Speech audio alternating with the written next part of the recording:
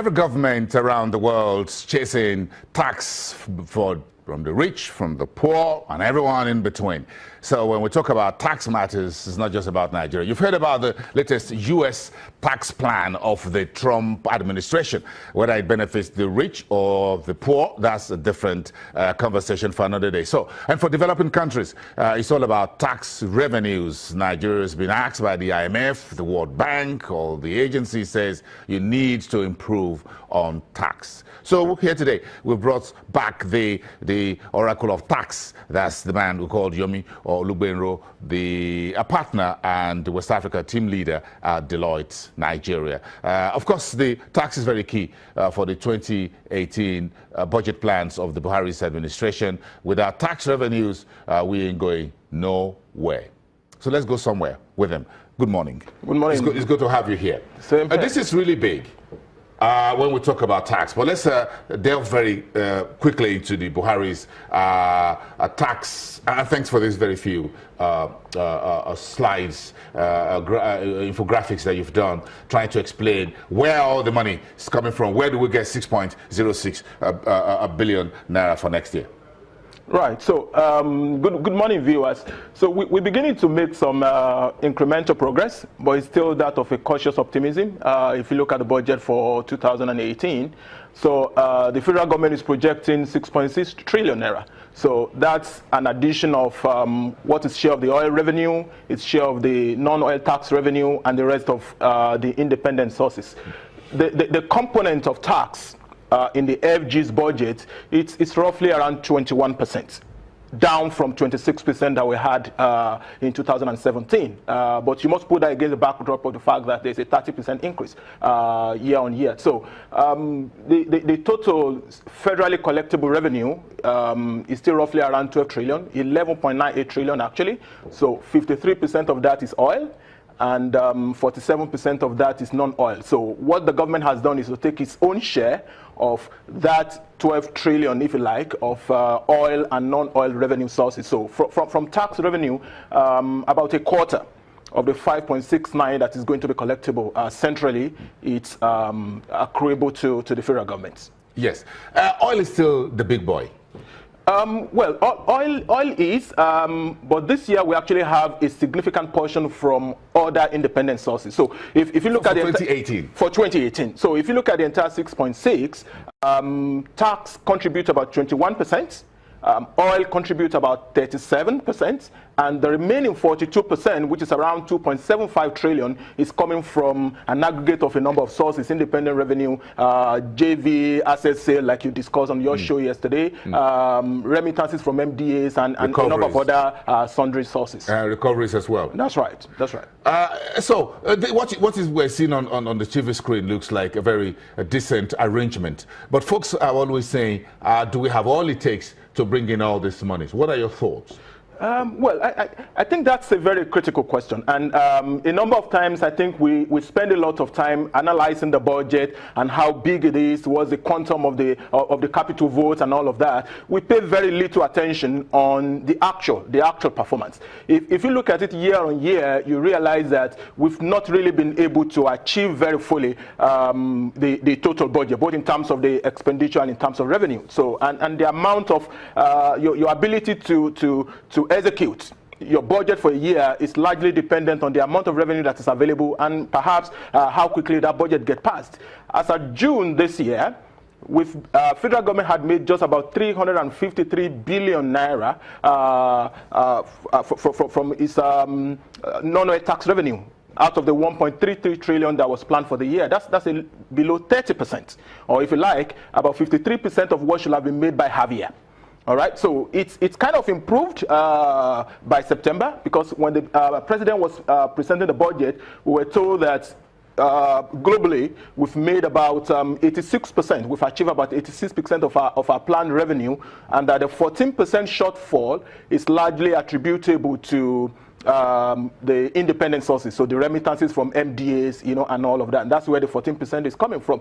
But I can bet you if you do some further analysis of that 86%, a significant portion of the gap will have been covered by the additional oil revenue, because we budgeted at 44.5, and we must have sold at relatively higher price in the course of the year. So it's still some kind of cautious optimism on the tax side. We're making incremental progress, but it's not yet at the pace that it can actually backroad our budget for the year.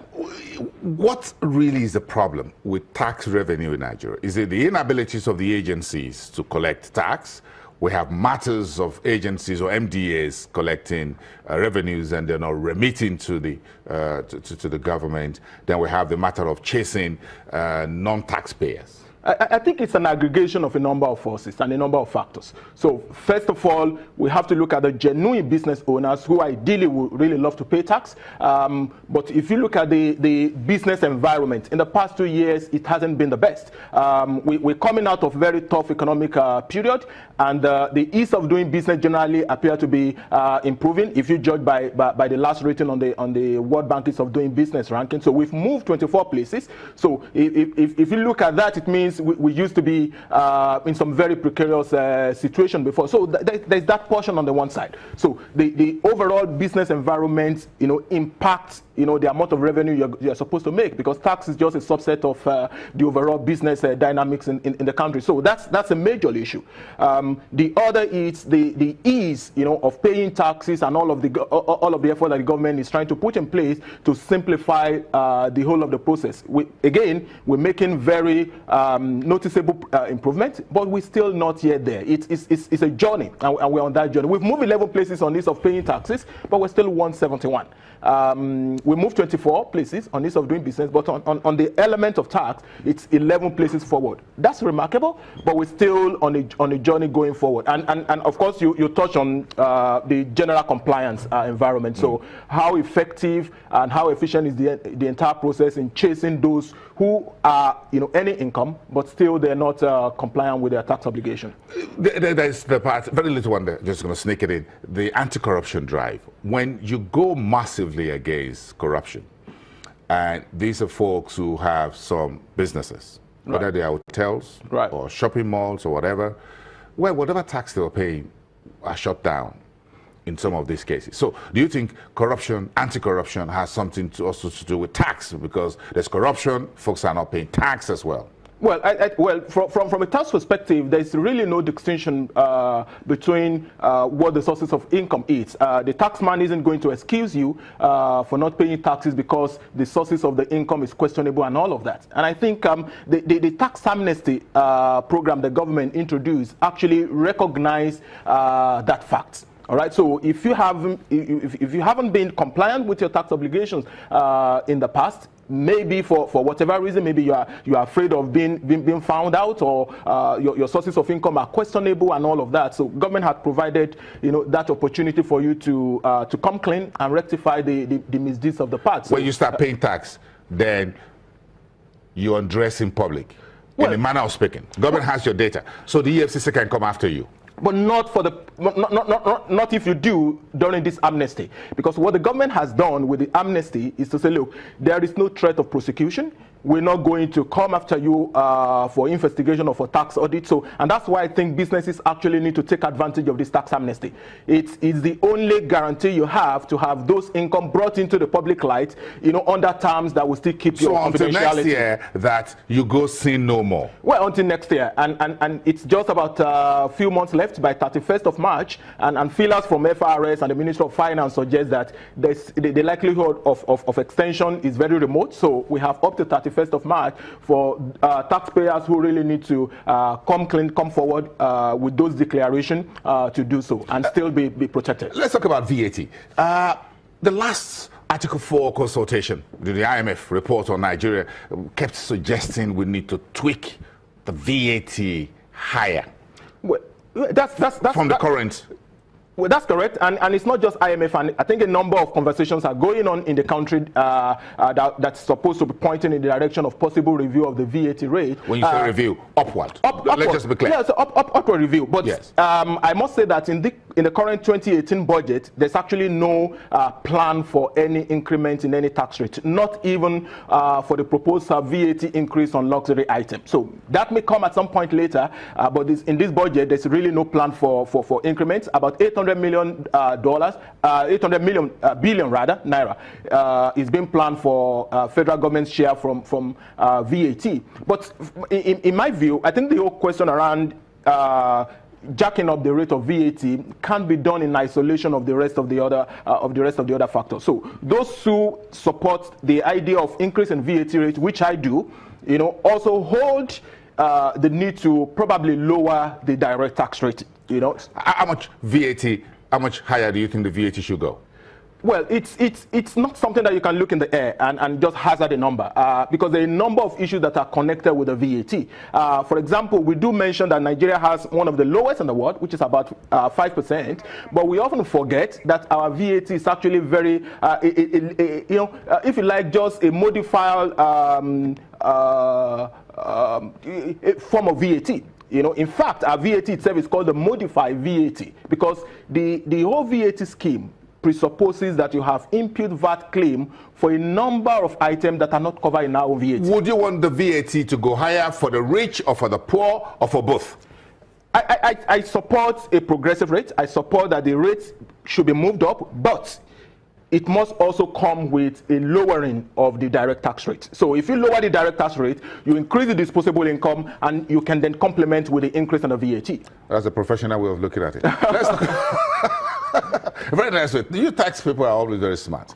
Either ways you pay. But let's look at the states and local governments. I'm sure their revenue will one way or the other be impacted by the entire federal government, the big brother tax conversation. Bring the states and local governments into this conversation for us. All right. So like I did mention, about 11.98 trillion is the entire federally collectible revenue. So that revenue isn't just for the federal government. So the federal government collects and allocates based on a sharing formula to the rest of the state. There's VAT that is shared. Federal government has just 15% of that. 50% goes to the state and 35% to the local government. And then you have income taxes and custom and excise that also get allocated using certain metrics. So federal government gets about 53% or thereabouts. So from the 5.69 or 5.6 trillion rather, which is a centrally collectible tax revenue, the share of the federal government is just about a quarter of that.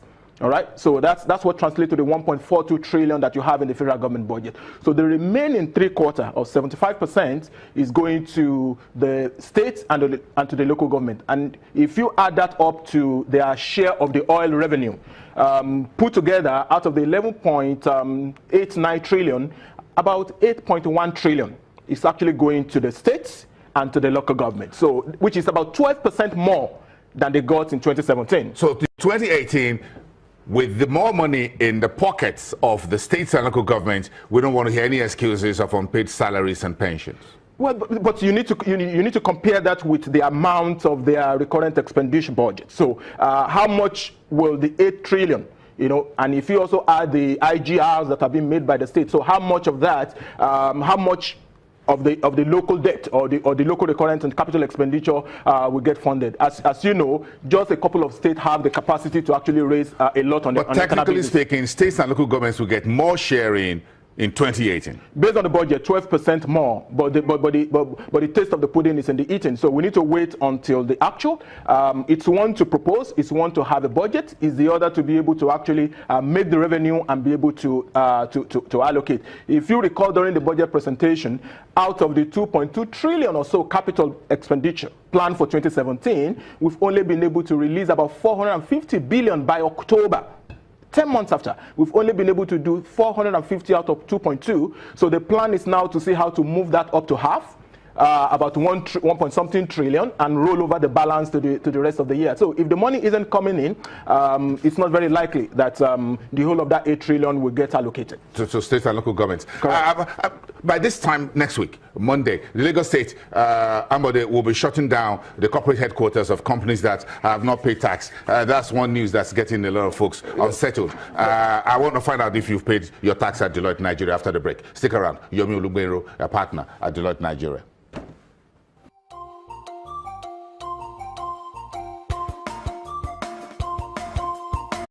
Also, the Ambade's administration will be closing down the headquarters of companies that fail to pay up their tax. That will be by this time on Monday. Lagos is Nigeria's biggest economy. It's the home to the biggest banks, the big construction companies, the media houses as well, including firms that are in the advisory, even tax ones like Deloitte, Nigeria. That's where Yomi Olugbenro is from, and he's with us this morning. Thank you for sticking around. So, who is the Ambode government targeting to start shutting down from next week Monday? All right. So, well, I think the target. And why? Well, I think the net is being extended to all multinationals that are operating within the state, but they are not up to date with their tax obligation. But there's a specific mention in the Finance Commissioner's press release of banks, particularly. So banks. So I suppose the focus will be more or less withholding taxes from interest paid to individual that's supposed to be payable to the state tax authority where those individuals are resident. So there's a specific focus on banks, but of course it's not limited to just the financial institutions. So just about any multinational operating in the country who isn't up to date with its tax obligations. Why is Lagos doing this at this time? Any idea? Lagos should do it at all of the time. So, and it's not just Lagos State. So I think one of the things that even the federal government is capitalizing on in this year 2018, because there's no proposed change in tax rates. So the only thing that we can do to get 7% more than we plan to get in 2017, because at the 1.42, we're like 7% more than we planned by the federal government in 2017. So the only way to do that without increasing rates is to broaden the net, so to improve compliance and so it's fair. Yeah, it's fair. So it's fair to say the Buhari's administration is not increasing tax. No, it's not increasing tax. But saying pay the right amount of taxes. Is it easy to pay tax? Ease of paying tax. We talk about ease of doing business. So how easy it is to pay tax? Pay your tax. I think first of all, we need to see it as an obligation. So I don't think anybody will find it easy to part with money. But if you understand that this isn't, in the real sense of it, your money, it's a proportion of, that business income that's supposed to be paid over to the tax authority. And if you look at all of the elements, not all taxes are income taxes. You pay VAT. VAT, for example, is the collection from those who have bought your services and goods, and you remit it to the tax authority. That isn't your own money. If you pay withholding taxes isn't your own tax. You deduct it from service providers and vendors and pay it over to the government. If you're paying employees PAYE taxes, that isn't the business tax. It is a tax from the folks that work with you. So, but what you have is that you have taxpayers who have collected this money, VAT, withholding taxes, employees PAYE, and failed to remit. And that's where the government is going. Correct. That if you deduct from your salaries, your payee, whatever it is, you need to pay that. You need to remit that money. That's correct. So that's where is that where the biggest problem is, Yomi? That's one of our issues. That's one of our issues. The level of compliance is still very low. It's still very low. By corporate organizations. By virtually everybody. Just about 2 million corporate taxpayers are within the net, and there are a lot more millions of businesses that are registered with CAC that are not tax registered. We don't have up to 15 million naira taxpayers in the country. That's still low. All right, so, and that's why the few who are within the net get harassed, every now and then, and until we actually broaden the net, make it easy for everybody to willingly and voluntarily comply by being transparent, by making the process easier. That's the only time that we're going to get there. I'm sure you guys at Deloitte, Nigeria, do tax advisory. I think you're always the first to pay tax. Absolutely. So it's a social responsibility that you know how it works. But again, let's sit down together some other time and continue the conversation. We appreciate your time here. No, the pleasure is mine. The man who is called the tax professional, Yomi Olugbenro, partner and West Africa tax leader at Deloitte, Nigeria. So in case you haven't paid, Monday next week is going to be a lot of shut doors in Lagos. Be around the news. Channel Television will be on the street covering, find out who's paid and who's getting shut down. Let's talk about news after this. Have a great day, everyone.